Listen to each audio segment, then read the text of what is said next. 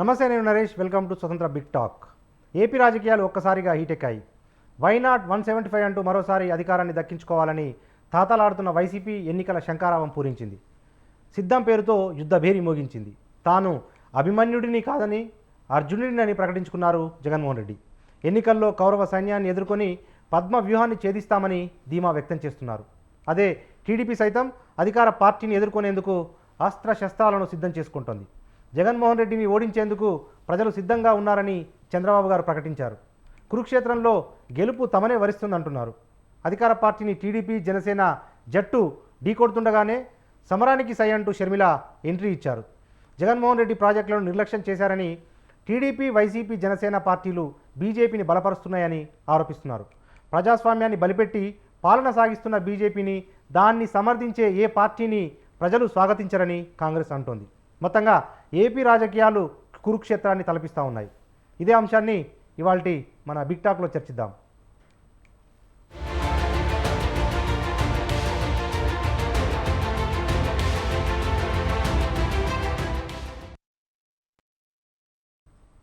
ఇదే అంశంపై చర్చను కొనసాగిద్దాం. మనతో పాటు చర్చలో పార్టిసిపేట్ చేస్తున్నారు వైసీపీ అధికార ప్రతినిధి అవుతూ శ్రీధర్ రెడ్డి గారు, టీడీపీ అధికార ప్రతినిధి సయ్యద్ రఫీ గారు, జనసేన అధికార ప్రతినిధి రాయపాటి అరుణ గారు, కాంగ్రెస్ రాష్ట్ర నాయకులు కోట మత్సన్ రావు గారు. అందరికి కూడా వెల్కమ్ అండి. మొదట మనం శ్రీధర్ రెడ్డి గారి దగ్గరికి వెళ్దాం. వైసీపీ అధికార ప్రతినిధి శ్రీధర్ రెడ్డి గారు, నమస్తే అండి. నమస్తే అండి. రైట్, శ్రీధర్ రెడ్డి గారు, ఏంటి ఒకవైపు వైనాట్ 175 అంటూనే మరొక వైపు ఎమ్మెల్యేలను మారుస్తూ వస్తున్నారు. దాదాపు ఇప్పటికీ ఒక 50 మంది ఎమ్మెల్యేలను మార్చారు. ఇంకా కొంతమంది అయితే ఒక చోటు నుంచి మరొక చోటికి బదిలీ చేశారు. అధికారుల బదిలీ తరహాలోనే ఎమ్మెల్యేలను బదిలీ చేస్తున్నారన్న విమర్శ మీ మీద ఉంది. నిజంగా వైనాట్ 175 అనుకునే వైసీపీ ఈ ప్రయోగం ఎందుకు చేయాల్సి వస్తుంది? సార్, మీరు పొలిటికల్ ఇండియన్ అందరికీ నమస్కారం అండి, ప్యానెల్లో ఉన్న వాళ్ళకి, ప్రేక్షకులకి.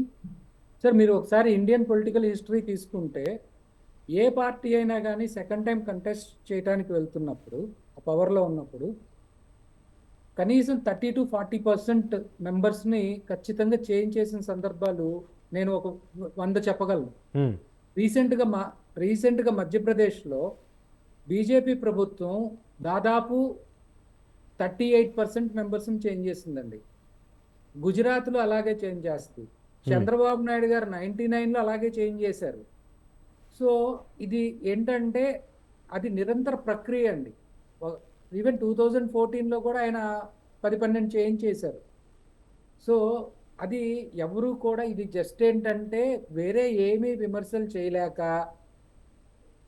దీనికి ఒక ఏదో విమర్శ చేయాలి, ఆ రోజుకి ఏదో పబ్బం గడుపుకోవాలి, ఈ రోజు వార్తల్లో మనం ఉన్నామా లేదా అని చెప్పి చూసుకోవటమే కానీ ఇవన్నీ కూడా అసలు నథింగ్ అండి. ఎందుకోసమంటే our strategy is to get why not 175. మేము మళ్ళీ అధికారంలోకి రావాలి, 175 సాధించాలనేది మా ప్లాన్.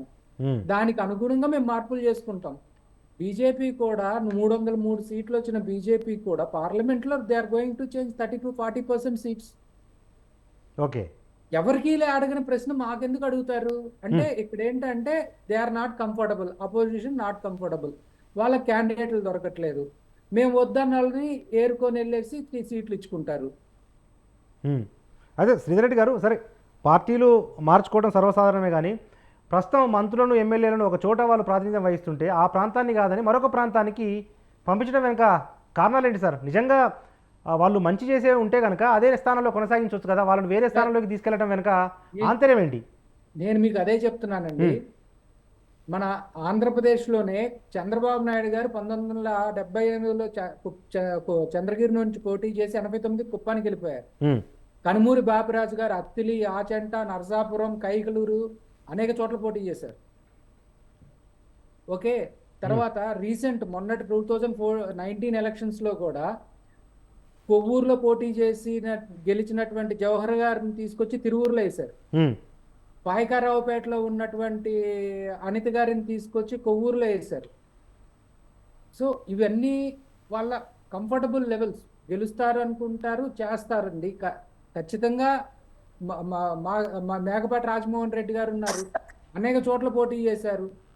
నేదురుమల్లి జనార్దన్ రెడ్డి గారు ఉన్నారు, ఉమ్, నర్సరావుపేట, బాపట్ల, నర్సరావుపేట, వైజాగ్ లో పోటీ చేసి గెలిచారు. ఉమ్, ఒక్క చోటే పోటీ చేసి ఇక్కడే గెలవాలని ఏం లేదు కదా. ఓకే. ఐ డోంట్ అండర్స్టాండ్ అసలు ఇక్కడ దీంట్లో.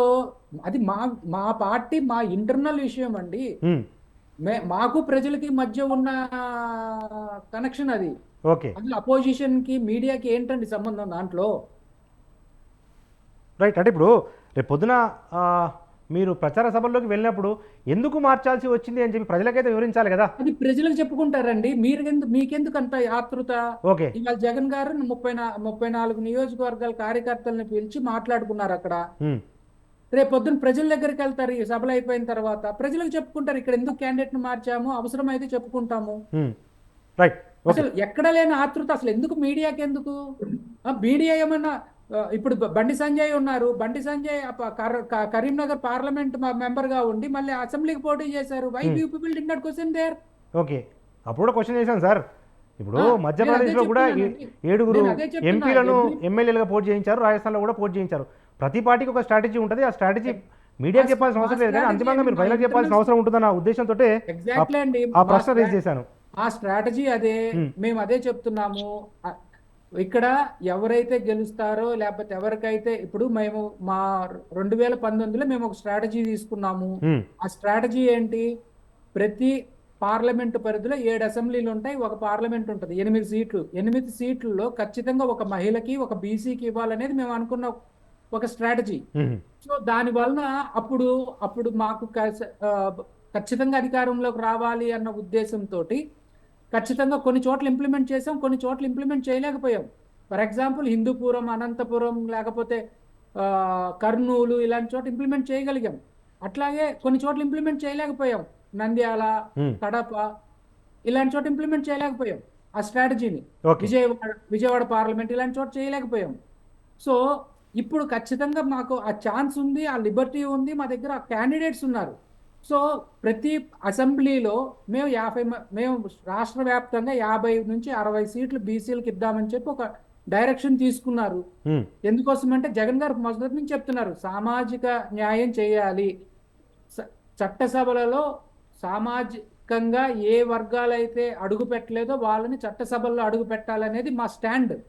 దానికి అనుగుణంగా మాకు వచ్చిన ఎమ్మెల్సీల్లో ఇంతవరకు ఎవరు కూడా అడుగు పెట్టినటువంటి సామాజిక వర్గాలని తీసుకొచ్చి అసెంబ్లీలో కూర్చోబెట్టాం. That is our track record. Parliament కి ఎన్నడూ లేని విధంగా 4 బీసీలను పంపించాం out of 8. That is our track record. రేపు వచ్చే 3 కూడా 3 డిఫరెంట్ కమ్యూనిటీస్కి ఇవ్వబోతున్నాం. సో మా ప్లాన్ ప్రకారం మేము చేస్తున్నాం. ఫర్ ఎగ్జాంపుల్ నర్సరావుపేట ఉంది. నర్సరావుపేటలో 2014లో తెలుగుదేశం మొత్తం గెలిచింది కూడా ఓసీ క్యాస్ట్ నుంచి గెలిచారు. ఒక్కళ్ళు కూడా బీసీ గెలవలేదు 2014లో. 2019లో కూడా ఒక్క బీసీ మహిళ ఒక్కళ్ళే గెలిచారు నర్సరావుపేట పార్లమెంట్లో. ఆ బీసీ మహిళని మేము గుంటూరు వెస్ట్కి మార్చాము. So we need one BC face there. Because రేపు పొద్దున మీ ఆ జిల్లా ఎంటైర్ పల్నాడు డిస్ట్రిక్ట్లో ఒక బీసీ కూడా ఇవ్వలేదా అని చెప్పి ఇదే పార్టీలో వచ్చి అడుగుతాయి. అందుకని మేము పార్లమెంట్ అభ్యర్థిని మార్చుకుంటున్నాం అక్కడ. That is hour part of the strategy. Okay, right sir. మనతో పాటు కాంగ్రెస్ రాష్ట్ర నాయకులు కోట మత్సన్ రావు గారు ఉన్నారు. మత్సన్ రావు గారు, గుడ్ ఈవినింగ్ అండి. Good evening sir. రైట్.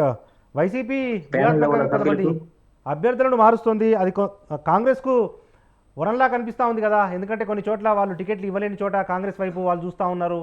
వారందరికీ కూడా అకామిడేట్ చేసేందుకు కాంగ్రెస్ ప్రయత్నాలు చేస్తూ ఉంది అన్న ఒక అభిప్రాయాలు వ్యక్తమవుతా ఉన్నాయి కదా. ఏంటి ఏపీ రాజకీయాలను ఎట్లా చూస్తారు? అందరికీ, ప్యానెల్లో ఉన్న సభ్యులందరికీ, ప్రేక్షకులకి నమస్కారం. అది ఇంతకుముందు సార్ చెప్పినట్టుగా వాళ్ళ పార్టీకి సంబంధించిన వ్యక్తిగత అభిప్రాయం అయినప్పటికీ గ్రౌండ్ లెవెల్లో 40 సంవత్సరాల అనుభవం ఉన్న వ్యక్తిగా నేను అనుకోవడం ఏంటంటే, ఎక్కడైతే లోకల్లో ఉన్నటువంటి కార్యకర్తలకు, ప్రజలకు నాయకుడు అనేవాడు మారిపోతే వాళ్ళ మధ్య కమ్యూనికేషన్ గ్యాప్ ఎక్కువ వస్తుందండి. ఆ కమ్యూనికేషన్ గ్యాప్ ఇతర పార్టీలకి అనుకూలంగా మారుతుండడం ఎటువంటి సందేహం లేదు. ఇప్పుడు ఉదాహరణకి మాకిప్పుడు కాంగ్రెస్ పార్టీకి నథింగ్ బట్ వైఎస్ఆర్ అంటే కాంగ్రెస్ పార్టీయే, కాంగ్రెస్ పార్టీ నుంచి వచ్చిన బ్రాంచే, వేరే పార్టీ అయితే కాదు. ఈ రోజు ఎంతమందో మాకు శ్రీకాకుళం జిల్లాలో అయితే మాత్రం చాలా మంది ఈ చేర్పుల మార్పుల వల్ల మాకు చాలా అనుకూలంగా మారే పరిస్థితి ఏర్పడుతుంది.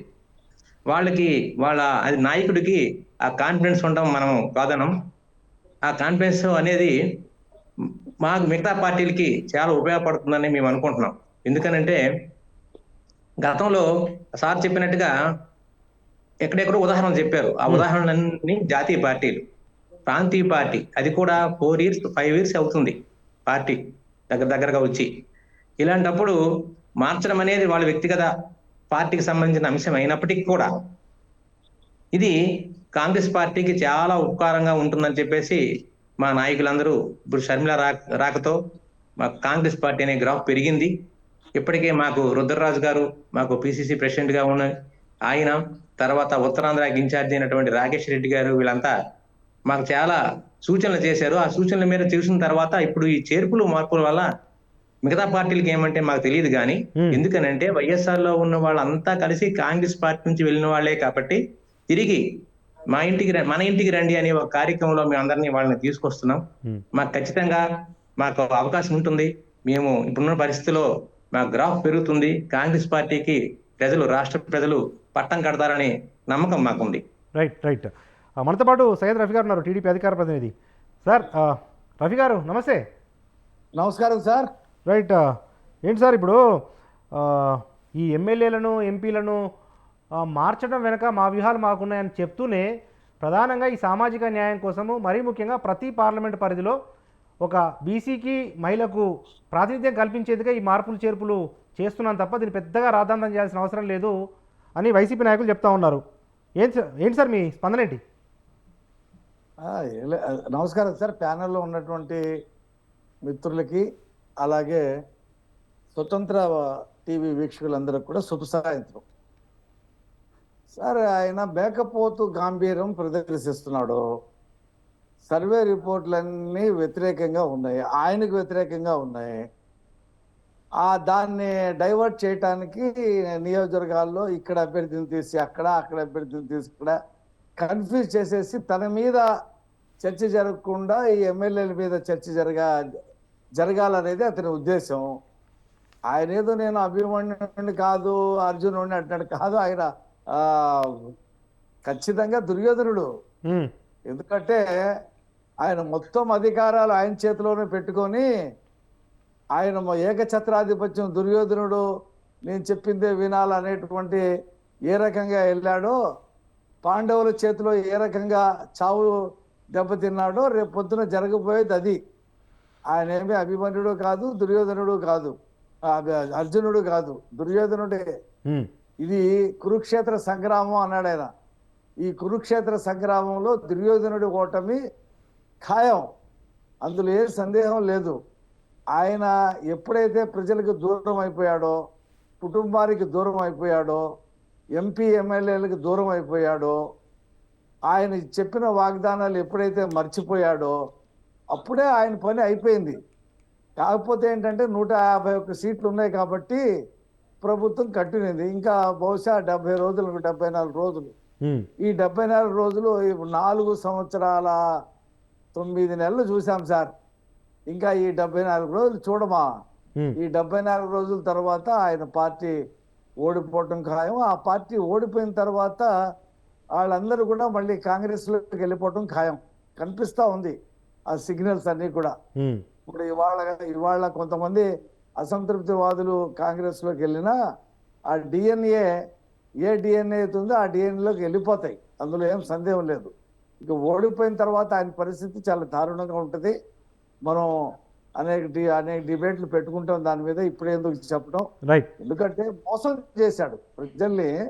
ఒక ఛాన్స్ అని చెప్పి మోసం, డిఎస్సి అన్నాడు, మెగా డిఎస్సి అన్నాడు, జాబ్ క్యాలెండర్ అన్నాడు, సంపూర్ణ మద్యపాన నిషేధం అన్నాడు, ఎన్ని చెప్పాడు, ఎన్ని అబద్ధాలు.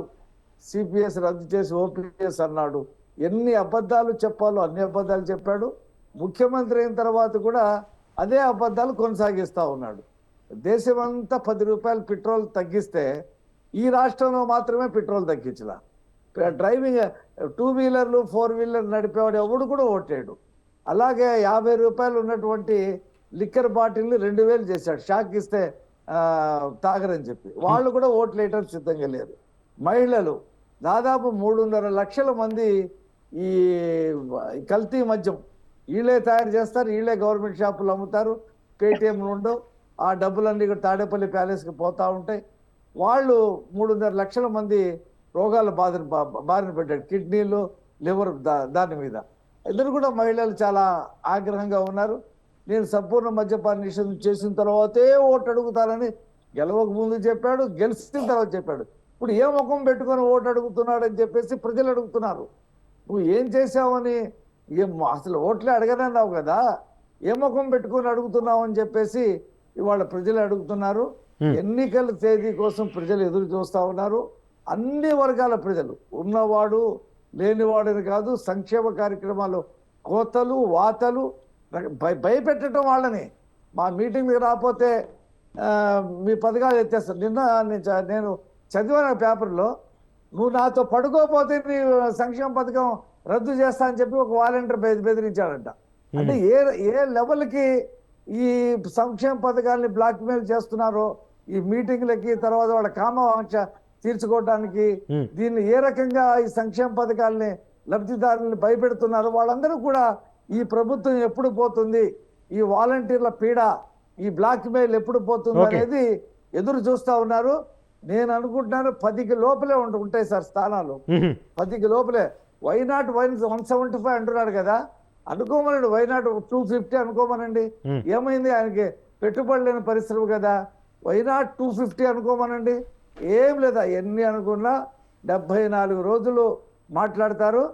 ఆ తర్వాత డిబేట్లకు కూడా రారు. నేను చెప్తున్నాను చూడండి, రేపు ఎన్నికల రిజల్ట్స్ వచ్చిన తర్వాత ఇవాళ మాట్లాడే వాళ్ళు ఎవ్వరు డిబేట్కి రాడు. తుపాకీ దెబ్బకు దొరకరండి. నేను చెప్తున్నాను మీకు. రైట్. ఓకే, మనతో పాటు జనసేన అధికార ప్రతినిధి రాయపాటి అన్నగారు ఉన్నారు.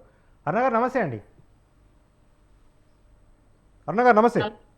నమస్తే అండి, ప్యానెల్లో ఉన్న పెద్దలకి మీకు వీక్షకులు నమస్తే. రైట్ అన్నగారు, ఏంటి అంటే విపక్షాలను అన్నింటినీ కౌరవసేనతో పోల్చారు ఈరోజు ముఖ్యమంత్రి జగన్ గారు.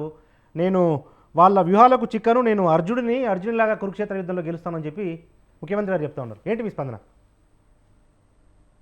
సార్, జనరల్ గా మా ముఖ్యమంత్రి గారికి ఆయన కొంచెం క్రైస్తవ భావజాలంతో ఉండడం మూలంగా మహాభారతం గురించి, పురాణాల గురించి, హిందువుల వీరుల గురించి, హిందువుల దేవుళ్ళ గురించి అంతగా తెలియదు ఆయనకి. దాని మూలంగానే ఆయన అర్జునుడు అంటే కేవలం విలుకాడు, యుద్ధంలో తిరుగులేని వీరుడు అన్న ఒకే కాన్సెప్ట్ మాత్రమే అతను తెలుసుకున్నాడు. కాబట్టి అదొక పదం బాగుంది, సౌండింగ్ రాయల్టీగా అని చెప్పేసి వాడుకున్నారు తప్ప, అర్జునుడుకున్న లక్షణాల్లో ఈయనకి ఎన్ని లేవో జస్ట్ ఎగ్జాంపుల్ చెప్తాను. అర్జునుడు అనే వ్యక్తి తను ఏది సాధించినా, ఏది సంపాదించినా తన అన్నదమ్ములకు, కుటుంబ సభ్యులకు సమానంగా పంచి తన ఉదార స్వభావాన్ని చాటుకున్న వ్యక్తి అర్జునుడు. ఈయన సొంత చెల్లి ఆస్తి ఈయన అనుభవిస్తూ, చెల్లెలు వచ్చి అన్న నా ఆస్తి నాకు ఇయ్యి అంటే ఆ అమ్మను గోడకేసి వచ్చి గొంతు పట్టుకుని మీ బయటికి గెంటేసిన వ్యక్తి అతను. అట్లాంటి వ్యక్తి అర్జునుడితో పోల్చుకోవడం ఫస్ట్ తప్పు. రెండోది, అర్జునుడికి పరిచయం లేని అస్త్రాన్ని ఇచ్చినా సరే శరవేగంగా సంధించగలిగిన వ్యక్తి అర్జునుడు పురాణాల్లో. ఈ వ్యక్తికి ముఖ్యమంత్రి గారికి స్క్రిప్ట్ అనేది 10 మంది సలహాదారులు రెడీ చేసి 1 గంట ముందో 2 గంటల ముందో ఇస్తే దాన్ని బట్టి కూడా మైక్ ముందు వచ్చి తల ఇలా ఉంచి స్క్రిప్ట్ సైడ్ చూడకుండా కనీసం 10 సెకండ్స్ కూడా మాట్లాడలేని వ్యక్తి జగన్మోహన్ రెడ్డి. అట్లాంటి వ్యక్తి సౌండింగ్ బాగుంది, అది అర్జునుడు అంటే గొప్ప విలుకాడని మాత్రమే అనుకుంటూ కేవలం ఆ పదాన్ని వాడుకోవడం అనేది ఫస్ట్ ఆయనకి భారత సాంప్రదాయాల మీద, పురాణాల మీద పట్టు లేదనడానికి మనకందరికి ఉన్న ఒక ఉదాహరణ. అలాగే రెండో విషయం చూస్తే, ఇప్పటి వరకు ఆయన కౌరవ సైన్యం అన్నాడు. రేపొద్దున ఆయన ఎలక్షన్ లో ఎక్కడక్కడ సిద్ధం యుద్ధం అనేవి బోర్డులో ఎంచుకున్నాడు. ఆయన చేయాల్సింది ఫస్ట్ ఇసుక ఆపేసి రోడ్డు వేసారు చూసారా, భవన నిర్మాణ కార్మికులు, వాళ్ళతో యుద్ధం చేయాలి రేపొద్దున ఆయన. ఆ తర్వాత టీచర్లతో యుద్ధం చేయాలి, ప్రభుత్వ ఎంప్లాయీస్ తో యుద్ధం చేయాలి. సంవత్సరానికి ఒకసారి క్యాలెండర్ రిలీజ్ చేస్తాను, జాబ్ క్యాలెండర్ అని చెప్పేసి వాళ్ళ పార్టీ క్యాలెండర్ రిలీజ్ చేసుకుంటాడు తప్ప ప్రతి సంవత్సరం జనవరిలో ఇప్పటి వరకు జాబ్ క్యాలెండర్ రిలీజ్ చేయాలి. నిరుద్యోగులతో ఆయన యుద్ధం చేయాలి. అలాగే టైంకి జీతాలు రాని ఉద్యోగులతో యుద్ధం చేయాలి. అలాగే అంగన్వాడీలతో యుద్ధం చేయాలి. ఆయన ఇచ్చిన హామీలో ప్రధానంగా అక్క చెల్లెమ్మలకి ఇలా మైక్ కుట్టి యాక్షన్ చేసి మరి చెప్పాడు మద్య నిషేధం అని చెప్పేసి. రేపొద్దున ఆ మద్యానికి బాధితులైనటువంటి మహిళలతో యుద్ధం చేయాలి. పైగా ప్రతి రైతుకి గిట్టుబాటు ధర కల్పిస్తాను, కోల్డ్ స్టోరేజ్ నేను కట్టిస్తాను, ధరల స్థిరీకరణ నిధిని ఏర్పాటు చేస్తాను, ఎలాంటి ఇబ్బంది లేకుండా అన్ని సందర్భాలను ఒకే రేటు రైతు గిట్టుబాటు అయ్యేలాగా చేస్తానని చెప్పేసి హామీలు ఇచ్చాడు. అందులో ప్రధానంగా ఎంత దారుణమైన పరిస్థితులు ఈ రాష్ట్ర రైతులు అనుభవించారో మీకు తెలుసు. ఒక్కొక్కసారి కేజీ టమోటాలు 300 అమ్మితే ఒక్కొక్కసారి 10 రూపాయలు కూడా లక్క కూలీ డబ్బులు కూడా రాక రోడ్ల మీద పారబోసిన సిచ్యువేషన్ మనం చూసాం రైతులది. అట్లాంటిది పొద్దున ఆ రైతులతో ఈయన యుద్ధం చేయాలి. ప్రతిపక్షాలతో కాదు రేపు ఈయన యుద్ధం చేయాల్సింది, రాష్ట్ర ఓటర్తో యుద్ధం చేయాలి. ఆ విషయం తెలుసుకోవాలి ఫస్ట్ ఈయన. అలాగే ఇందాక సారు శ్రీధర్ గారు అన్నట్లుగా పార్టీ ఏదైనా సరే భారత రాజ్యాంగం ప్రకారం, భారత ఎన్నికల వ్యవస్థ ప్రకారం పొత్తులు అనేవి, టిక్కెట్లు పార్టీలు మారటం అనేవి, అభ్యర్థుల మార్పు అనేది సర్వసాధారణం. దాని గురించి ఎవరికి ఎలాంటి కంప్లైంట్స్ లేవు. దాని గురించి మేము పట్టించుకోకూడదు. రేపొద్దున ఈయన ఎలాగ మేము ప్రజలకు చెప్పుకుంటాం, ప్రజలు ఓట్లేస్తారని చెప్పేసి ఈయన చెప్పుకుంటున్నాడు వాళ్ళ పార్టీ గురించి. అలాగే ప్రతిపక్షాల యొక్క పొత్తులకు కూడా ఆమోదించాల్సింది ప్రజలే, ఓట్లేయాల్సింది ప్రజలే. కానీ వీళ్ళు నిరంతరం నిద్ర లేస్తే ఈయన మాట్లాడే మాటలు అందరూ కలిసి వస్తున్నారు, జెండాలు జతకట్టాయి, దేన్ని దుష్ట చతుష్టయము అని నిరంతరం ప్రతిపక్ష పార్టీల్ని ఆయన విమర్శించేది. అట్లాంటప్పుడు వీళ్ళ పార్టీకి సంబంధించి అభ్యర్థుల మార్పు అనేది వీళ్ళ పార్టీ అంతర్గత వ్యవహార శైలి, దాన్ని ప్రజలు ఆమోదించాలి అని చెప్పేసి వీళ్ళు చెప్పుకుంటున్నప్పుడు అదే విధానంలో పక్క పార్టీల గురించి ఎందుకు మాట్లాడలేకపోతున్నారు? పక్క పార్టీల గురించి మాత్రమే ఎందుకు అలాగ బురద జల్లి భూతద్దులో పెట్టాలని ట్రై చేస్తున్నారు? ఫస్ట్ రెండోది, ఇప్పటి వరకు కూడా మనం గమనించినట్లయితే ఆయన ఏం మాట్లాడినా పీక్స్ లో టైమ్స్ నౌ సర్వేకి ఆయన అమౌంట్ ఏదో ఇప్పించేసి సర్వే పాజిటివ్ గా రాయించుకున్నాడని చెప్పేసి జనరల్ గా మనకు వచ్చిన టాకు. కానీ ఇంటర్నల్ గా 3.5 కోట్లు ఓకే, ప్రతి ఎమ్మెల్యే అలాగే ప్రతి ఎంపీ స్థానికంగా వాళ్ళు చేయించుకున్న సర్వేలో, అలాగే ఐపాక్ టీం చేసిన సర్వేలో కూడా కంప్లీట్ గా వైఎస్ఆర్సీపీ పార్టీ ఓటమి పాలవబోతోందని చెప్పేసి రిపోర్ట్ తాడేపల్లి ప్యాలెస్ కి అందిన తర్వాత నుంచి ఆయన మెంటల్ స్టెబిలిటీ అనేది కొంచెం సడలింది. ఆ విషయం ఆయన ప్రతి మీటింగ్ లో మీరు గమనించినట్లయితే ఒక్కొక్కసారి ఒక్కొక్క టైప్ ఆఫ్ మాటను ఆయన మనసులో ఉన్న భయాన్ని ఆ మాటల ద్వారా బయట పెట్టుకుంటాడు. ఇవాళ అయితే కంప్లీట్ గా పీక్స్ కి వెళ్ళింది అనడానికి ఉదాహరణ ఏంటి అంటే, ఇవాళ మీరు ఆ సభను గమనించినట్లయితే క్రాస్ యేసు ప్రభు సిలువని కట్టించాడు ఆ సభలో. అంటే దాని ఉద్దేశం ఏంటి? ఆయన ఏమన్నా మ్యూజిక్ కన్సర్ట్ చేస్తున్నాడా, జనాల్లోకి వెళ్ళిపోయి ఆ సభ మీద ఆ క్రాస్ స్టేజ్ మీద ఏమన్నా నడిచి వెళ్ళి మాట్లాడాడంటే లేదు. సేమ్ మెయిన్ సభ ఎక్కడ ఉందో అక్కడే ఉన్నాడు, ఆ సభ మీద ఎక్కడ నడవల. పూర్తిగా క్రైస్తవ సమాజాన్ని మోసం చేయడము, హిందుత్వాన్ని కించపరచడము, అలాగే క్రైస్తవ సమాజంలో సిలువకున్న గౌరవాన్ని కూడా తగ్గించి వ్యవహరించడం లాంటి పనికి మాలిన పనులను ఈ రోజు సభలో చేశాడు. పూర్తిగా ఆయన డిఫెన్స్ లో పడిపోయాడు. ఓటమి తప్పదు అనే భయంలోకి వెళ్ళిపోయాడు. కాబట్టి ఇప్పుడు నేను దిగిపోవడానికి కూడా సిద్ధం, నన్ను దించితే అని చెప్పేసి ఆయన మాట్లాడడం జరిగింది. మొన్న ఒక ఇంటర్వ్యూలో, పెయిడ్ ఇంటర్వ్యూ చేయించుకున్నాడు. ఆ పెయిడ్ ఇంటర్వ్యూలో ఇట్లాంటి సందర్భాలన్నీ మనకి జగన్మోహన్ రెడ్డి గారిని మనం గమనిస్తున్న పక్షంలో మనకు అర్థమవుతున్న విషయం ఏంటి అంటే, రాబోయే రోజుల్లో కూటమి విజయం తప్పదు, జగన్ ఓటమి తప్పదు అని చెప్పేసి ఆయనకు అర్థమైందని మనందరికీ అర్థమయ్యేలాగా ఆయనే చెప్తున్నాడు ఆయన సభల ద్వారా, ఆయన ప్రసంగాల ద్వారా. Okay, right, thank you sir. Sri Reddy గారు, అంటే ప్రధానంగా 2-3 ప్రశ్నలు ఏంటంటే, ఇప్పుడు అభివృద్ధి విషయంలో షర్మిల గారు కూడా రోడ్లకు సంబంధించి ఇది గుంటూరు కాదు గుంటూరు అని చెప్పి అన్నారు, మొత్తం గుంటలే ఉన్నాయి. ఈ మద్యపాన నిషేధం మీరు చేస్తామని చెప్పారు, చేయలేకపోయారు. జాబ్ క్యాలెండర్లకు సంబంధించి కూడా వైసీపీ ప్రభుత్వం ఆశించిన మేర పనిచేయలేదు అన్న ఒక విమర్శ ఉంది సార్. ఏంటి సార్, ఏం చెప్తారు?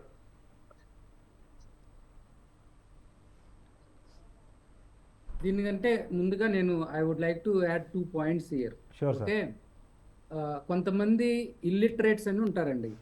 వీళ్ళకి ఏంటంటే ఒక పత్రికకి లేకపోతే ఒకళ్ళకున్న క్రెడిబిలిటీని వీళ్ళు ఇచ్చే 3 కోట్ల రూపాయలకి తాకట్టు పెట్టేసేసి భారతదేశం మొత్తం సర్వే చేసేసేసి 3.5 కోట్ల కోసం జగన్ గారిని మోసేస్తారు అనే భ్రమల్లో ఉంటారు. వాళ్ళని ఎవరు మార్చలేరు.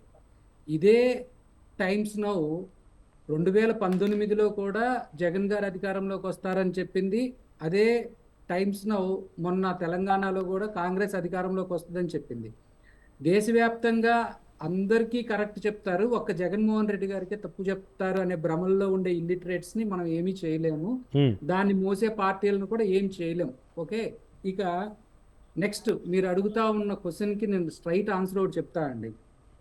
షర్మిల గారు ఈ రోజున అసలు కాంగ్రెస్ పార్టీ పరిస్థితి ఏంటంటే, ఆంధ్రప్రదేశ్కి ఒక పిసిసి ప్రెసిడెంట్గా కనీసం ఆంధ్రప్రదేశ్లో ఓటర్ హక్కు లేనటువంటి ఒక పక్క రాష్ట్రానికి చెందిన వ్యక్తిని తీసుకొచ్చి పెట్టుకునే స్టేజ్లో ఉన్న ఆవిడ ఆంధ్రప్రదేశ్ రోడ్ల గురించి మాట్లాడే స్థాయికి దిగజారిపోయారు. ఇక్కడ నేను క్లియర్గా చెప్తున్నా అండి, 2014 నుంచి 2019 వరకు వాళ్ళు ఎన్ని రోడ్లు వేశారు, 2019 నుంచి మేము ఎన్ని రోడ్లు వేసామనే దానికి ఒక సెపరేట్ డిబేట్ పెడితే నేను ఆన్సర్ చేస్తాను. Sure. Okay, number 1. Number 2, development అంటే వాట్ ఎగ్జాక్ట్ మీనింగ్ ఏంటంటే, డెవలప్మెంట్ అంటే ఒక 4 బిల్డింగ్లు, ఒక ఐటీ కంపెనీనా? డెవలప్మెంట్ అంటే ఏంటి? GR రేషియో పెరగటం, అంటే గ్రాస్ ఎన్రోల్మెంట్ రేషియో పెరగటం. ఒకప్పుడు ఎక్కడున్నాం 5 సంవత్సరాల క్రితం, ఇవాళ ఎక్కడున్నాం? ఇవాళ మనం కేరళను దాటి వెళ్ళిపోతున్నాం కొన్ని పారామీటర్స్లో, ఎడ్యుకేషన్ పారామీటర్స్లో. అది ఖచ్చితంగా మనం పేపర్స్లో వచ్చింది. ఎక్స్పోర్ట్స్లో మనం ఎప్పుడో 11, 12 స్థానంలో ఉన్నటువంటి చంద్రబాబు నాయుడు గారి టైంలో ఇవాళ మనం 5th పొజిషన్కి వచ్చేసాం. GSDPలో అక్రాస్ ద కంట్రీ ఏ స్టేటు లేని గ్రోత్లో మనం 11.2% తోటి గ్రోత్లో ఉన్నాం.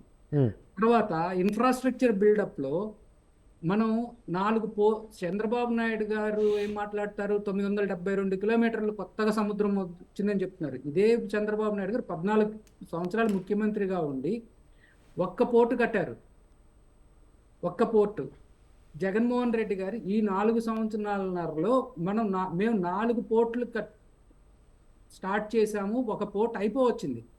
ఈ రామాయపట్నం ఈ ఎలక్షన్ లోపు ల్యాండ్ అవుతుంది. గంగవరం అమ్మేశారుగా. గంగవరం అమ్మేసేయటం ఏంటండి? మీకు అదే నేను చెప్పేది, ఇల్లిటరేట్ లాగా ఉండాలి. కృష్ణపట్నం కూడా అమ్మేశారు. మీరు పెద్ద చదువుకున్న మేధావి, ఈయన పెద్ద స్కాలరు. సార్, ఇంకో కంపెనీ టేక్ ఓవర్ చేసినప్పుడు దానికి ఆంధ్రప్రదేశ్ గవర్నమెంట్ కి ఏంటండి సంబంధం? 10% ఆంధ్రప్రదేశ్ వాటా అమ్ముకు దొబ్బాడు. అక్కడ 10% అమ్మేస్తే 4 పోర్టులు కడుతున్నాం. Is it not investment? What we are making? నువ్వు పెద్ద మేధావి అని చెప్తున్నావు. మేము ఇలిటరేట్లు, నువ్వు పెద్ద స్కాలరు. చెప్పుకుంటారు, నీ గురించి చెప్పుకుంటారు. మాట్లాడేటప్పుడు జాగ్రత్తగా మాట్లాడవా? ఇలిటరేట్స్ ఏంటి మాట్లాడేది? దగ్గర పెట్టుకొని మాట్లాడు, దగ్గర పెట్టుకొని మాట్లాడు. ఏది మాట్లాడితే పడతాను? ఇలిటరేట్స్ అంటావేంటా? నువ్వు ఏదో అంటారు, నేను ఏమంటావు? సార్ ఇప్పుడు వ్యక్తిగతంగా ఒకరినొకరు అనుకోవడం వల్ల ఉపయోగం లేదు సార్. ఒక్క నిమిషం ఆగండి, నేను మీ దగ్గరికి వస్తాను. నెక్స్ట్ ఇలిటరేట్లు అంటే మిగతా ముగ్గురు ఇలిటరేట్లు అంటావేంటి? నువ్వు ఎదవ అంటాం, మేము ముగ్గురు కలిసి నేను ఎదవ అంటాం. జాగ్రత్తగా మాట్లాడు. పెద్ద మేధావులా బయలుదేరావు. How government is involved in that? 10% stake అమ్మామని చెప్పి మాట్లాడుతున్నారు. చంద్రబాబు నాయుడు గారు 74 కంపెనీలు అమ్మారు, గవర్నమెంట్ ఓన్ కంపెనీస్. అరే నెలకి జీతాలు ఇవ్వలేడు, ఆ రిజర్వ్ బ్యాంక్ దగ్గర నుంచి అప్పు తెచ్చుకోకపోతే జీతాలు ఇవ్వలేడు. ఈయన పెద్ద వరల్డ్ బ్యాంక్ ఏమైనా అప్పిచ్చారా? ఈయనేదో గ్రాస్ రూట్ ఏదో పెరిగిందంట, ఏదో పెరిగి దాంట్లో జీతాలు ఇవ్వలేనివాడు.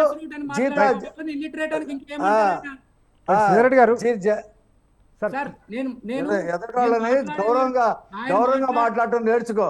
నువ్వు ఫస్ట్ నేర్చుకో. ఆగవయ్యా, నువ్వు ఇలిటరేట్ అంటావేంటి?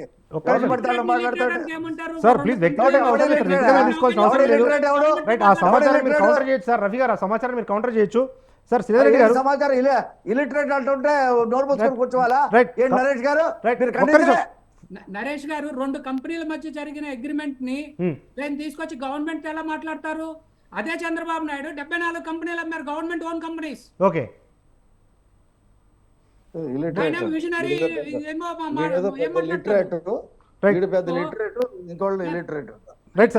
ఇంకొకటి నేను క్లియర్ గా చెప్తానండి, ఎవరిని పడితే వాళ్ళు పెడతారు, వాళ్ళు పడితే మాట్లాడతారు. నరేష్ గారు, మీరు కూడా అలా మాట్లాడుతుంటే ఇలిటరేట్స్ అనకూడదు మిగతా ముగ్గురు అని చెప్పి మాట్లాడుకోవాల్సిన అవసరం లేదు. పెద్ద లిటరేట్ వచ్చి మమ్మల్ని ఇలిటరేట్ అంటాడా? వ్యక్తిగతంగా దూషించుకోవాల్సిన అవసరం లేదు. సమాచారానికి సంబంధించి మాత్రం విధానపరమైన అంశాలకు సంబంధించి మనం మాట్లాడుతున్నాం సార్ ఇక్కడ అని నేను చెప్తూనే ఉన్నాను. నేనేం చెప్తున్నాను, నేను పోలుస్తున్నాను. నేను ఎక్కడ ఆయన రఫీ గారి పేరెత్తో లేకపోతే ఇంకొకరి పేరెత్తో మాట్లాడలా. ఆయన ఎందుకు భుజాలు తడుముకుంటారు? అంత అవసరం భుజాలు అంతే. మాట్లాడేటప్పుడు జాగ్రత్తగా మాట్లాడాలా, పద్ధతిగా మాట్లాడాలి. నేను అదే చెప్తున్నాను. నువ్వు ఎదవన్నావు, నేను రెస్పాండ్ కాలేదు కదా. Okay sir, please sir, subject సంబంధించి సబ్జెక్టు మాట్లాడు. సబ్జెక్టు మాట్లాడక నువ్వు GSDP అంటే గ్రాస్ రూట్ అని మాట్లాడుతున్నావు. గ్రాస్ రూట్ GSDPకి నీకు తేడా తెలియదు. గ్రాస్ అని పూర్తిగా గడ్డి అని చెప్పకుండా గ్రాస్ అని చెప్పారు. రైట్, ఓకే, ఒక్క నిమిషం సార్. శ్రీధర్ గారు, నేను వస్తాను, మళ్ళీ మీ దగ్గరకు వస్తాను. రైట్ సార్, ఒక్క నిమిషం ప్లీజ్. సో ఇక్కడ డెవలప్మెంట్ పారామీటర్స్ అనేది ఆ డెవలప్మెంట్ పారామీటర్స్ ఏ విధంగా ఉన్నాయనేది ఒకసారి మనం ఇండెక్స్లు చూసుకోవాలి. ఆ ఇండెక్స్లు చూసుకొని where are we 5 years back, where are we now అనేది లెక్కేసుకోవాలి. దాన్ని డెవలప్మెంట్ అంటారు. అంతేగాని ఊరికే ఏది పడితే అది మాట్లాడేస్తే సరిపోదు. తర్వాత మన అరుణ్ గారు మాట్లాడతా కిలో టమాటాలు 300 రూపాయలు అమ్మినాయి అన్నారు. కిలో టమాటాలు 300 రూపాయలు ఒక ఆంధ్రప్రదేశ్లోనే కాదండి, భారతదేశం మొత్తం అమ్మినాయి. దానికి కూడా జగన్ గారే కారణమా? టమాటోకి బేసిక్ ప్రాబ్లం ఏంటంటే టమాటో ప్రొడక్షన్లో మనం తినే వెరైటీ ఏదైతే మనకి పండే వెరైటీ ఉందో ఆ పండే వెరైటీ ప్రొక్యూర్మెంట్కి పనికిరాదు. సారీ, దాన్ని మనం సాసులకి వీటికి ఉపయోగించడానికి పనికిరాదు. సో దాన్ని మనం బ్యాక్వర్డ్ ఇంటిగ్రేషన్ చేసి ఫార్మర్స్ తోటి మాట్లాడి దాన్ని సాస్కిను లేయర్స్కి వీటికి పనికొచ్చే వెరైటీలుగా చేయాలి. దాన్ని ఒకేసారి ఫార్మర్స్ మారరు. ఎందుకోసమంటే అది గత కొన్ని సంవత్సరాల నుంచి ఫార్మర్స్ ఆ టమాటో, పర్టికులర్గా టమాటో లాంటి ప్రోడక్ట్కి లేకపోతే సమ్మర్లో వచ్చే మ్యాంగోకి ఆ ఇబ్బందులు ఉంటాయి. సో దానికి మనం బ్యాక్వర్డ్ ఇంటిగ్రేషన్ చేసి ఏవైతే పల్ప్కి, ఏవైతే సాసులకి పనికి వస్తాయో అలాంటి వెరైటీస్ గ్రో చేసుకొని వాటిని ఎక్స్పోర్ట్ చేసిన విధానం చేయాలి. అందుకోసమే జగన్మోహన్ రెడ్డి గారు దాదాపు 3,200 కోట్ల రూపాయలు ఇన్వెస్ట్ చేసి అక్రాస్ ద స్టేట్ మనం 16 ఫుడ్ ప్రాసెసింగ్ యూనిట్లు స్టార్ట్ చేస్తున్నాం. Right. And some of them are coming to production this year. Okay, right sir. నేను వస్తాను, తిరిగి మీ దగ్గరకు వస్తాను. మసన్ రావు గారు, కాంగ్రెస్ రాష్ట్ర నాయకులు. మసన్ రావు గారు, అంటే ఇప్పుడు షర్మిల గారికి ఏపీలో ఓటు లేదు, అటువంటి షర్మిల గారిని అధ్యక్షులుగా ఎలా పెట్టుకున్నారో కాంగ్రెస్ పార్టీ అనేది ఒక ప్రశ్న. 2019లో కూడా షర్మిల గారికి ఓటు లేదు, అయినప్పటికీ అక్కడ ప్రచారం చేసింది జగన్ ప్రభుత్వం అధికారంలోకి రావడానికి కీలక భూమిక పోషించింది అని ఒక అభిప్రాయం వ్యక్తం చేస్తా ఉన్నారు. 2019లో ఆవిడకి పులివెందుల్లో ఓటు ఉందండి. Okay, right. తర్వాత క్యాన్సిల్ చేసుకుంది. Okay, right. మసన్ రావు గారు ఏం సమాధానం చెప్తారు? సార్ మ్యూట్లో ఉన్నారు మసన్ రావు గారు. సార్ వినిపిస్తుందా సార్? చెప్పండి. ఇప్పుడు ఆవిడ షర్మిల గారు రావడం వలన వీళ్ళకి అభద్రతా భావం పెరిగిందండి. ఎందుకంటే ఈ తన అసంతృప్తిగా ఉన్న ఓట్లను వెళ్ళిపోతాయని. ఇప్పుడు జగన్ గారు వచ్చిన తర్వాత వ్యక్తిగత ప్రయోజనాల కోసం డోకా లేకుండా చేశారు. సంపద సృష్టి అనేది జరగలేదు. ఎక్కడైతే సంపద సృష్టి జరుగుతుందో ఆటోమేటిక్గా మనకు చెప్పకుండా రాష్ట్రం డెవలప్ అవుద్ది. ఆయన ఉండొచ్చు, సార్ మాట్లాడారు, కానీ ఎక్కడైనా పల్లెటూరులో ఈ 4 ఏళ్లలో ఎక్కడైనా పిడికడి మట్టి కానీ వేశారా? ఒక రోడ్డు అయిందా? రోడ్స్ అయ్యాయా? నాగరికత చిహ్నం అంటారే రోడ్లు, ఎక్కడ చెప్పండి? అంటే అనాగరికం అయిపోతున్నాం ఆ రోజు రోజుకి, చెప్పండి. తర్వాత టమాటా కోసం చెప్పారు. నేను ఒక రైతు సంఘం ప్రతినిధిగా నేను చెప్తున్నా, నాకు FPO ఉంది, నా దగ్గర 1000 మంది సభ్యులు ఉన్నారు.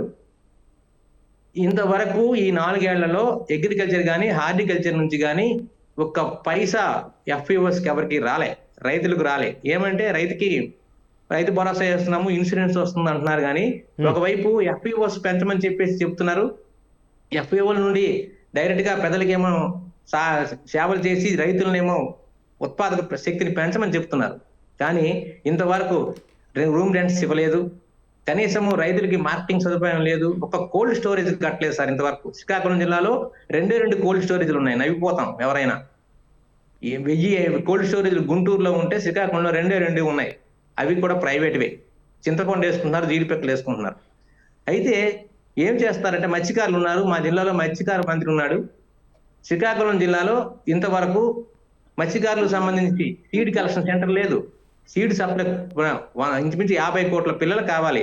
మేము ఎక్కడ బర్మా నుంచో లేకపోతే ఆఫ్ఘనిస్తాన్ ఇక్కడ నుంచి తీసుకొస్తున్నాము, కలకత్తా నుంచి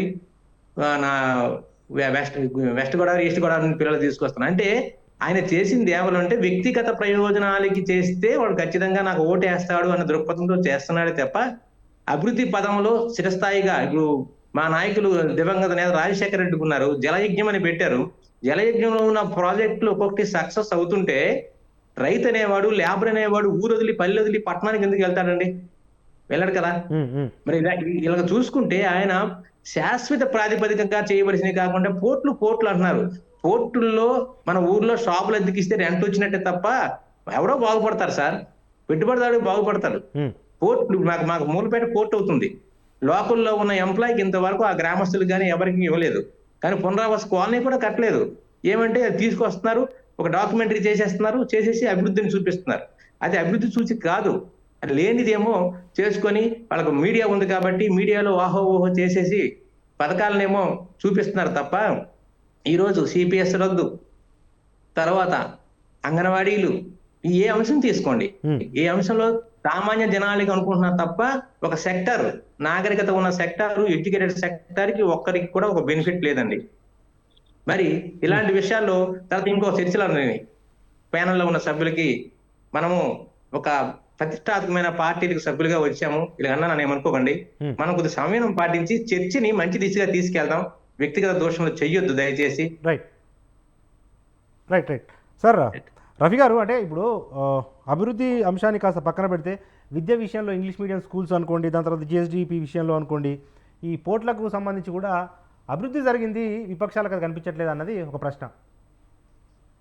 ఏమండి, ఈ క్లాసులు విలీనం పేరు మీద 8,000 స్కూళ్ళు మూసేశారు రాష్ట్రం.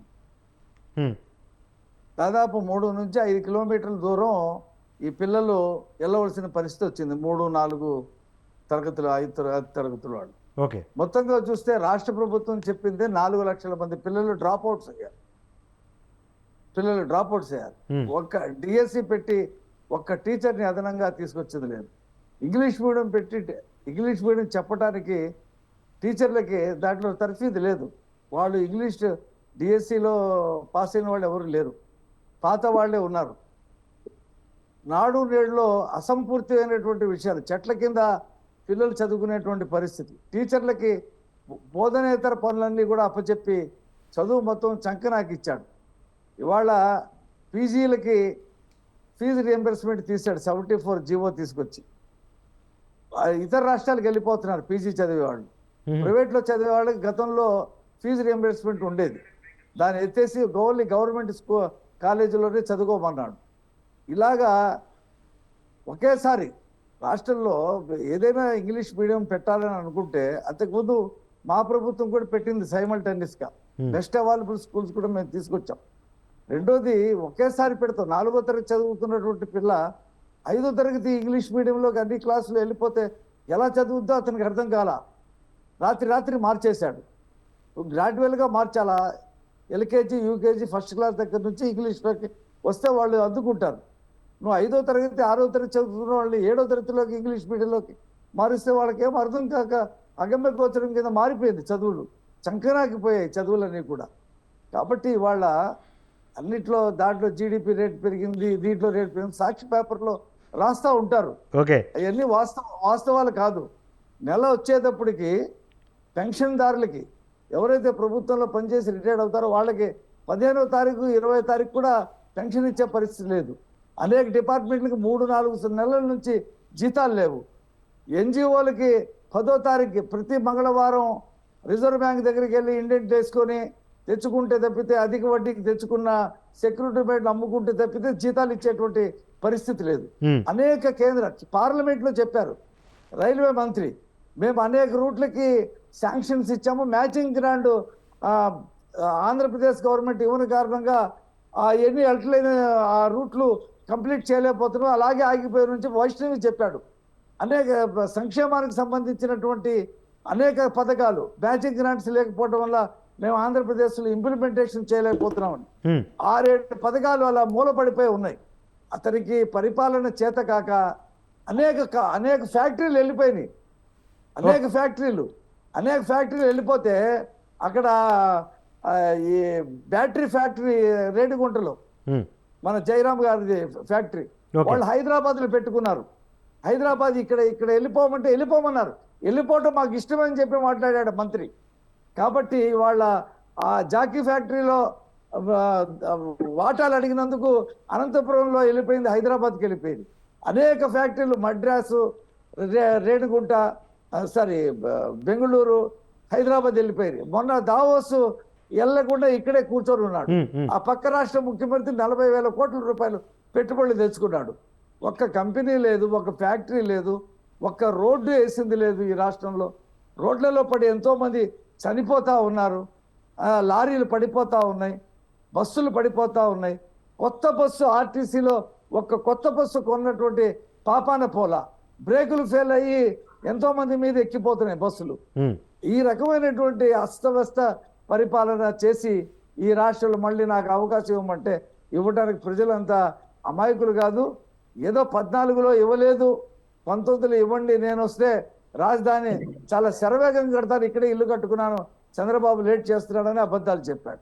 నేను వస్తే పోలవరాన్ని సెంట్రల్కి ఇచ్చేస్తాను, ఇక్కడ ఎందుకు చేయాలా, నేను వస్తే అది కేంద్ర ప్రభుత్వ ప్రాజెక్టు వాళ్ళకి ఇచ్చేస్తానని చెప్పి ఆ ప్రాంతంకి వెళ్ళి అక్కడ అబద్ధం చెప్పాడు. ఓకే 6.5 లక్షలు కాదు మీకు ఇవ్వాల్సింది నష్టపరిహారం, నేను వస్తే 10 లక్షల రూపాయలు ఇస్తానని చెప్పి ఆ పోలవరం వెళ్ళి ఆ ప్రాంతాల్లో అబద్ధాలు చెప్పాడు. ఎక్కడ కనిపిస్తే మేము తెలుగుదేశం పార్టీగా ఇతని పాదయాత్రలో చెప్పినటువంటి వాగ్దానాలు, చెప్పినటువంటి హామీల్ని మొత్తం తీసాం. ఏ ఊర్లో ఏం చెప్పాడు, ఏం చేయలేదనేది పుస్తకం వేసి రిలీజ్ చేశాం. 740 హామీలు ఇచ్చాడు. వాటన్నిటిని వదిలేసి 9 నవరత్నాలను పెట్టేసి వాటన్నిటిని ప్రభుత్వంలో రావడంతోనే తుంగలో తొక్కాడు. కాబట్టి ఇవాళ రాష్ట్ర ప్రభుత్వం దివాళా ఎత్తింది. ముఖ్యమంత్రికి పరిపాలన చేత కాలేదు. మీరు చూడండి, ఆయన ఏదో 175 అని చెప్పి బీరాలు మాట్లాడుతూ ఉన్నాడు.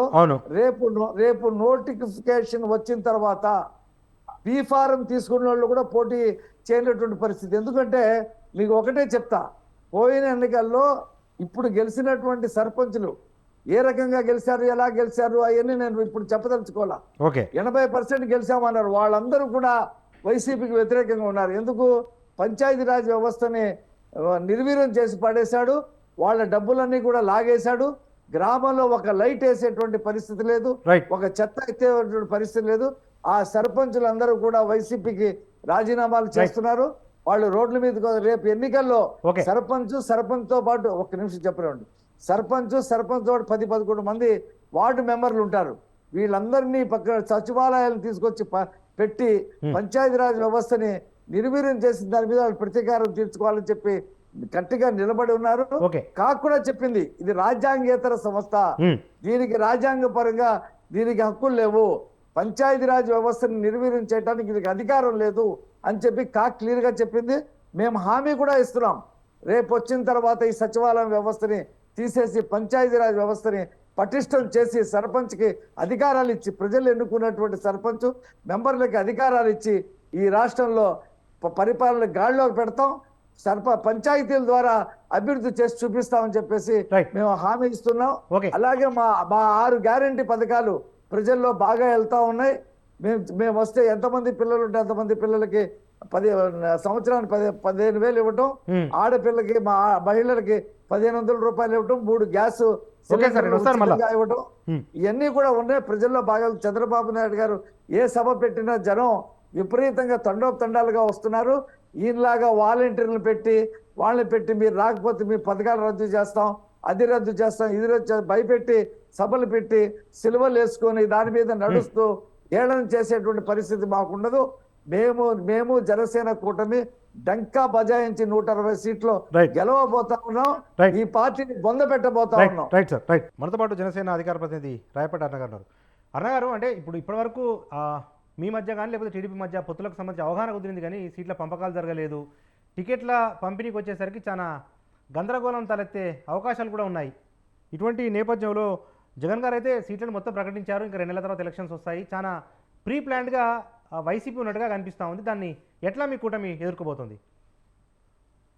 సీట్లు సర్దుబాట్లు అనేవి ఆల్రెడీ ఇరు పార్టీల అధ్యక్షుల మధ్య ఒక ఒప్పందం లాగా అయితే జరిగిపోయిందండి. దానికి సంబంధించి ఆల్రెడీ ప్రాసెస్ అనేది జరుగుతూ ఉంది. దానికి సంబంధించి ఇక్కడ బయట కొంతమంది కార్యకర్తలు కొన్ని ఆగ్రహావేశాలకు లోనవడం వల్ల వచ్చి చిన్నపాటి డిస్టర్బెన్స్ చేసే తప్ప ఇరు పార్టీలకు సంబంధించి అధ్యక్షుల మధ్య ఎలాంటి కన్ఫ్యూజన్ లేదు డెఫినెట్ గా.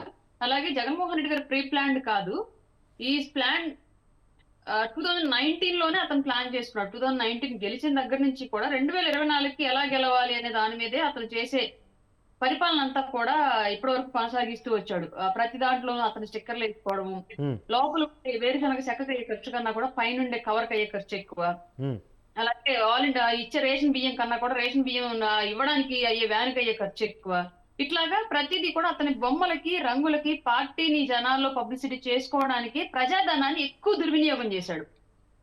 క్రీడాకారులకి దాదాపు 2-3 కోట్లు ఇస్తే వాళ్ళకి ఇచ్చే ప్రైజ్ మనీ అయిపోయేదైతే అది లేకుండా కేవలం వాళ్ళ భార్య పండగల కోసం గుడులకు రాదని చెప్పేసి 5 కోట్లు పెట్టి ఉగాది సెట్టు, 2 కోట్లు పెట్టి సంక్రాంతి సెట్టు, ఇలాగా ప్రతిదీ కూడా ఉద్యోగులకి టైంకి జీతాలు ఇవ్వడానికి ఖజానాలో డబ్బులు లేవంటాడు కానీ గోడలకు మాత్రం అతను స్టిక్కర్లు వేసుకోవడానికి డబ్బులు ఉంటాయి. అలాగే యువత కోసం ఉద్యోగాలు రిలీజ్ చేయడానికి అతని దగ్గర డబ్బులు లేవు కానీ అతని పేరు మీద వీధి వీధికి బుక్లెట్లు ప్రింట్ చేయించి ఇంటింటికి బుక్లెట్లు ఇవ్వడానికి డబ్బులు ఉంటాయి. ఇవన్నీ ప్రజలకి ఉపయోగం లేని ప్రజాధనాన్ని దుర్వినియోగం చేస్తూ అతను పార్టీ ప్రచారం చేసుకున్న కార్యక్రమాలు 2019 నుంచి ఇప్పటి వరకు కూడా చేస్తూ వచ్చాడు. ఆయన ప్రతి విషయంలో కూడా నిరంతరం టీవీలో యాడ్లు, పేపర్లో యాడ్లు, యూట్యూబ్ లో యాడ్లు, ఫోన్ కాల్స్ లో యాడ్లు, FM లో యాడ్లు, ఇవన్నీ ప్రజాధనంతోనే చేస్తున్నాడు. లక్షల కోట్ల రూపాయలు అతని ప్రచారానికి ప్రజాధనం నుంచి ఖర్చు పెడుతున్నాడు. రాష్ట్ర అభివృద్ధి కోసం ఖర్చు పెట్టాల్సిన డబ్బులని అతని పార్టీ ప్రచారం కోసం ఖర్చు పెడితే ఇప్పటి వరకు రాష్ట్రాన్ని ఇంకా అప్పుల ఊబిలోకి దించేశాడు తప్ప అభివృద్ధి పాదం వైపు ఒక్క అడుగు కూడా ముందుకు కదిలించలేదు వైఎస్ఆర్సీపీ పార్టీ వచ్చిన తర్వాత. ప్రతిపక్షాలుగా మేమిప్పుడు గెలవడానికి ప్రత్యేకించి మేమేమి చెయ్యక్కర్లా. జగన్మోహన్ రెడ్డి గారే మాకు ఒక ప్లాట్ఫామ్ వేసి పెట్టాడు. అతని అసమర్థ పరిపాలన, అప్పుల పరిపాలన, అరాచక పరిపాలన, మాట్లాడిన వాడి గొంతు నొక్కేసేటువంటి ఒక నియంత పరిపాలన మూలంగా 2024లో కూటమి గెలవడానికి ఒక ప్లాట్ఫామ్ అతనే సిద్ధం చేసి రెడీగా పెట్టాడు. ఎలక్షన్ రావడమే ఆలస్యంగా రాష్ట్ర ప్రజలందరూ ఎదురు చూస్తున్నారు. అట్లాంటి సందర్భంలో కూటమి గెలుపు అనేది సునాయాసంగానే జరిగిపోయింది. అప్పటి వరకు ఈ పొత్తుని ఎలాగైనా చెడగొట్టాలి అని చెప్పేసి ఒక అత్యుత్సాహానికి వెళ్ళి ఎలాగైనా ఎక్కడో చోట వాళ్ళే కామెడీ ఏంటంటే అండి, జనరల్ గా జనసేన సీట్లు ఎన్ని జనసేన ప్రకటించుకోవాలి, లేదంటే టీడీపీ ప్రకటించాలి, లేదంటే టీడీపీ ఎన్ని స్థానాల్లో పోటీ చేస్తుందని చెప్పేసి జనసేన మద్దతు ఇవ్వాలి, లేదా టీడీపీ మద్దతు ఇచ్చుకోవాలి. అలా కాకుండా మా టికెట్లు కూడా వాళ్లే పీడిఎఫ్లు రిలీజ్ చేస్తున్నారు, వాళ్లే పోస్టర్లు రిలీజ్ చేస్తున్నారు. ఇంకో మాట చెప్తాను, మేము వాళ్ళకి అలా ఏ సలహాదారుడు సలహా ఇవ్వలేదేమో, మా ప్లేస్ లో కూడా వాళ్ళ అభ్యర్థులు ఎవరు ఉంటే నించోబెడితే సరిపోయింది రేపు పొద్దున ఎలక్షన్స్ కి మేము పోటీ చేసే పని లేకుండా. లేదా ఇంకా తెలివైన వాళ్ళు ఎవరైనా ఉంటే కనుక అసలు ఆంధ్ర రాష్ట్ర ఎలక్షన్ క్యాన్సిల్ చేసి ఆంధ్ర రాష్ట్ర ఎలక్షన్ లేదని చెప్పేసి జీవో తెచ్చుకుంటే అయిపోద్ది జగన్మోహన్ రెడ్డి గారికి. మా పార్టీ నుంచి వాళ్ళకి సంబంధించి ఫేక్ ఎడిట్లు నిరంతరం వాళ్ళు చేస్తూ ఇంకెక్కడండి ట్రాన్స్పరెన్సీ పరిపాలన, ఇంకెక్కడ ఈయన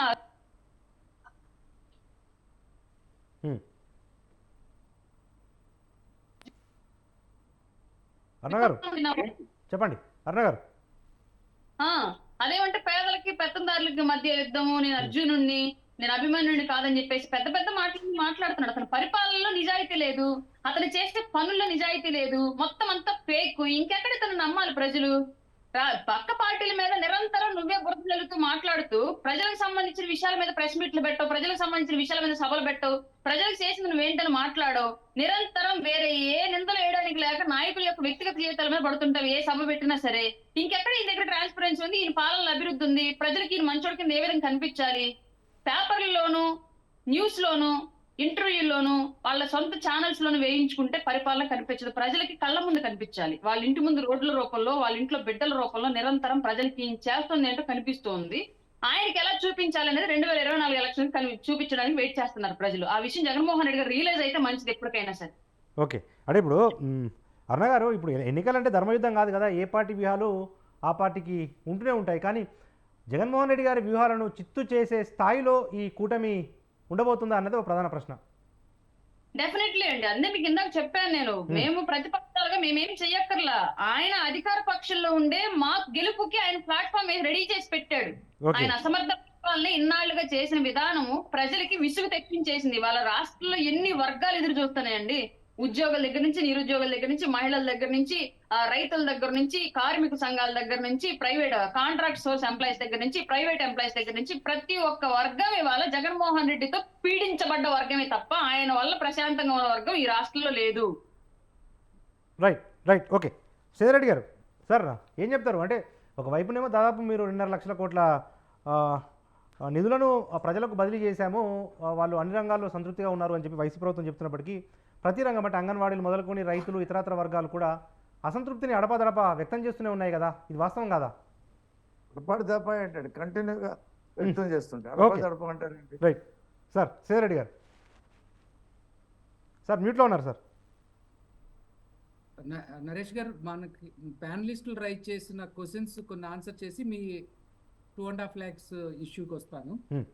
ఫస్ట్ ఇక్కడ మన కాంగ్రెస్ వాళ్ళు మాట్లాడుతా FPO గురించి మాట్లాడారు, కోల్డ్ స్టోరేజ్ గురించి మాట్లాడారండి.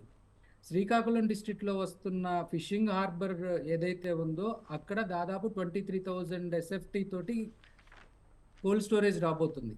Okay, that is number 1. Number 2, FPO గురించి మాట్లాడారు. FPO అనే దానికి మొత్తం కంట్రోల్ అంతా కూడా సెంట్రల్ గవర్నమెంట్ ఉంటుందండి. State government is no way concern.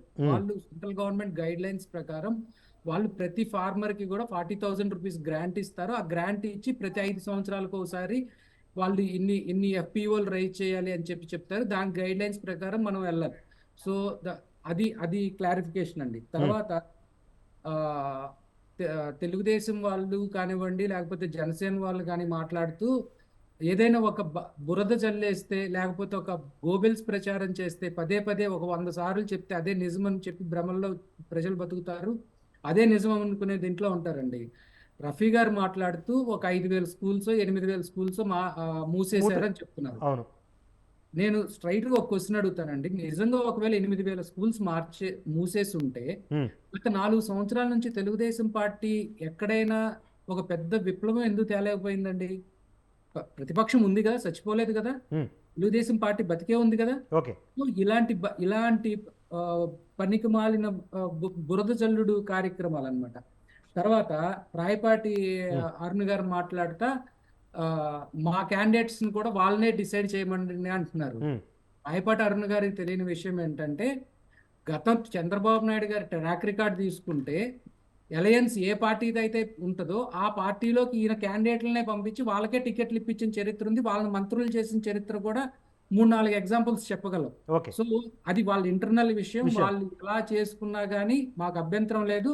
మేము ఫస్ట్ నుంచి ఎప్పటి నుంచి 2014 నుంచి చెప్తూనే ఉన్నాం, వాళ్ళిద్దరూ కలిసే ఉన్నారు, ఇన్ ఫ్యూచర్ కూడా కలిసే ఉంటారు. ఓకే. 2014లో అందరూ కలిసి కట్టకట్టుకొని వచ్చినా కానీ మేము ఓడిపోయింది 0.83% తోటి. సో మాకు మా ప్లాన్స్ మాకుంది. నేను ఇంకోటి కూడా క్లియర్గా చెప్తానండి. మేము క్యాండిడేట్స్ని మార్చామని పదే పదే మా మీద పడి చేర్చేవాళ్ళు. మరి 2019లో అనంతపూర్ డిస్ట్రిక్ట్లో జేసీ పవన్ కుమార్ రెడ్డిని పార్లమెంట్ అభ్యర్థిగా అనౌన్స్ చేశారు. హిందూపూర్ నుంచి బీకే పార్సాద్ గారు ఎవరో కంటెస్ట్ చేస్తారు, సబ్జెక్ట్ టు కరెక్షన్. మరి వాళ్ళనే ప్రకటించకుండా ఇవాళ స్టేట్మెంట్ ఏంటంటే జేసీ పవన్ కుమార్ రెడ్డి గారిని నేను అనంతపూర్ పార్లమెంట్కి ఇవ్వట్లేదు, వీఆర్ అనౌన్సింగ్ ఫర్ బీసీస్ అంటున్నారు. మరి ఈ బీసీలు అనే వాళ్ళు 2019లో గుర్తు రాలేదా? నిన్నటి వరకు గుర్తు రాలేదు. సో ఎవరి ప్లాన్ వాళ్ళకు ఉంటుందండి. ఎవరి ఆలోచనలు వాళ్ళకు ఉంటాయి. అల్టిమేట్ గా డిసైడ్ చేయాల్సింది ప్రజలు. ఇక్కడ ఇంకొక లాస్ట్ పాయింట్ నేను చెప్తాను. ఒక నిమిషం నేను చెప్పేస్తానండి. ఇక్కడ జగన్మోహన్ రెడ్డి గారు ఏం చెప్తున్నారు, మీరు మా ప్రభుత్వం మీకు మంచి చేస్తే, నిన్నటి మీద ఈ రోజు అభివృద్ధి ఉంది అనే నమ్మకం ఉంటే, అభివృద్ధి అంటే ఏంటండి, నిన్నటి కంటే ఈ రోజు బాగుంది అనేది మెరుగ్గా ఉంటే, ఈ రోజు కంటే రేపు బాగుంటుంది అనే నమ్మకం కలిగేది అభివృద్ధి. సో అలాంటి అభివృద్ధి మీకు కనిపిస్తే మాకు ఓటేయండి అని చెప్పి అడుగుతున్నాడు ధైర్యంగా. ఈ ధైర్యం తెలుగుదేశానికి కానీ జనసేనకు కానీ ఉందా? 2014 నుంచి 2019 పాలన కానీ, లేకపోతే 95 నుంచి 2004 వరకు ఆయన ఏ పాలన అయితే చేశాడో ఆ పాలన చేస్తానని చెప్పే ధైర్యం వీళ్ళకుందా? ఇంకొక మీరు అడిగిన లాస్ట్ పాయింట్ ఏంటంటే 2.5 లక్షల కోట్లు ట్రాన్స్ఫర్ చేసినా కానీ అనేక సెక్షన్స్ మంది అన్హ్యాపీగా ఉన్నారు అంటున్నారు. సో మీరు ఏ గవర్నమెంట్ అయినా తీసుకోండి, across the country, across the world, elections ముందు వచ్చేటప్పుడు కొన్ని ఎంప్లాయీస్ యూనియన్స్ని కొన్ని పార్టీలు ప్రలోభ పెట్టి వాళ్ళని ఆ ప్రభుత్వం మీదకి ఎగదోస్తారు. That is quite natural. So ఇదే అంగన్వాడీలకి జగన్మోహన్ రెడ్డి గారు 2019లో ప్రామిస్ చేసింది ఏంటి? తెలంగాణ కంటే 1,000 రూపాయలు ఎక్కువ ఇస్తా అన్నారు. సో ఆ ప్రామిస్ ని మేము 2019 జూన్కే ఇచ్చేసాము. సో తర్వాత 2021లోనో 2022లోనో తెలంగాణ పెంచిన తర్వాత మళ్ళీ దాన్ని పెంచాలంటే ఓన్లీ ఒక గవర్నమెంట్ ఎంప్లాయీకి ఎవరైనా కానీ 5 సంవత్సరాలకు ఒకసారి పెంచగలరు. అదే సజ్జల గారు కానీ ఆ కేబినెట్ సబ్ కమిటీ కానీ చెప్పింది ఏమంటే జూన్కి డ్యూ డేట్ ఉంటుంది కాబట్టి జూలైలో మీకు పెంచే అవకాశం ఉంటుంది, అప్పటి వరకు పెంచలేము. దాన్ని రాజకీయం చేసేసి ఆ చలిమంట కాగాలని చూసే ప్రతిపక్షాల కుట్రకి ప్రజలే కాదు ఉన్నటువంటి ఎంప్లాయీస్ కూడా అర్థం చేసుకోగలరు. ఇది ఇవాళ బిగ్ డిబేట్. మనతో పార్టిసిపేట్ చేసిన వైసీపీ అధికార ప్రతినిధి అవుతూ శ్రీధర్ రెడ్డి గారికి, టీడీపీ అధికార ప్రతినిధి సయ్యద్ రఫీ గారికి, జనసేన అధికార ప్రతినిధి రాయపాటి అరుణ గారికి, కాంగ్రెస్ రాష్ట్ర నాయకులు కోట మత్సన్ రావు గారికి అందరికీ కూడా ధన్యవాదాలు. ఇది ఇవాళ బిగ్ టాక్. చూస్తూనే ఉండండి స్వతంత్ర.